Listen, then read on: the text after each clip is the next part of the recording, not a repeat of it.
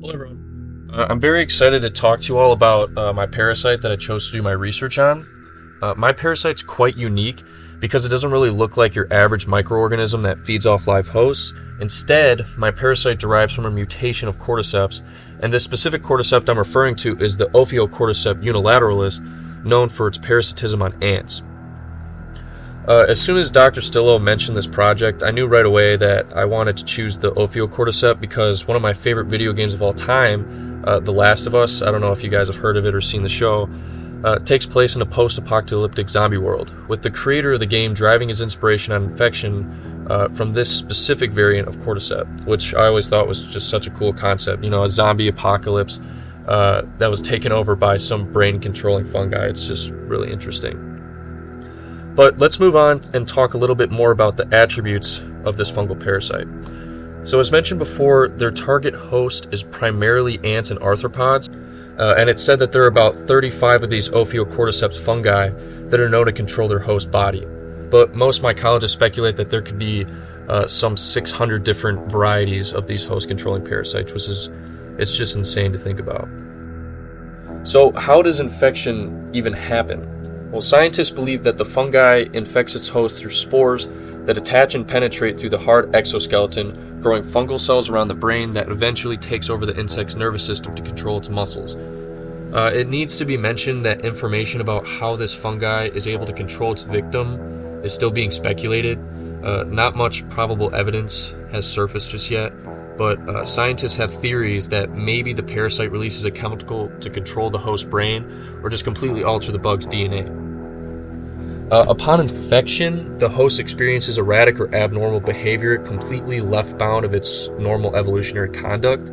The host is usually seen leaving its nest and wandering towards places where the temperature and humidity is perfect for the Ophiocordyceps to propagate and disperse.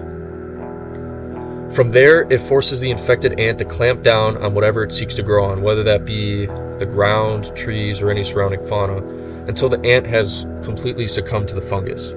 From there, the fungi will grow again and repeat this process, leaving nothing behind but its mangled, mummified corpse. Now, if you're anything like me, you may be thinking, if this species of fungi can control ants, what's stopping it from jumping genetically and beginning to infect humans? Because on paper, this is possible. Well, for this fungus to even move onto any warm-blooded animal would require some insane evolutionary work, says National Geographic. And it could take millions and millions of years of genetic adaptations for this to even happen. So remember, this fungi evolved over millions of years just to infect a specific insect, which happens to be bullet ants on this strain that I was researching. So this strain of Ophiocordyceps has little to no effect on any other ant species. In other words, the Ophiocordyceps affecting bullet ants in Thailand will not be able to infect carver ants in Michigan. So each of these some 35 different cordyceps parasites infects its own species, whether that be beetles, spiders, or other insects. They're all affected from a different strain. So remember, it's only from species to species. That's just a very important distinction to understand. Ian Will, a fungal geneticist at the University of Central Florida, has this to say about these cordyceps jumping, to humans. So he says, if the jump from ant species is hard, to jump to humans is definitely sci-fi. So, most accomplished geneticists out there really believe that this will never happen in humans' lifetime. So there's no need to worry about a real Last of Us event occurring on Earth while we're alive. So thank you all for listening, and I hope you found the information I presented to be interesting and a little scary. I knew I found it scary, and appreciate all your time. Have a good one.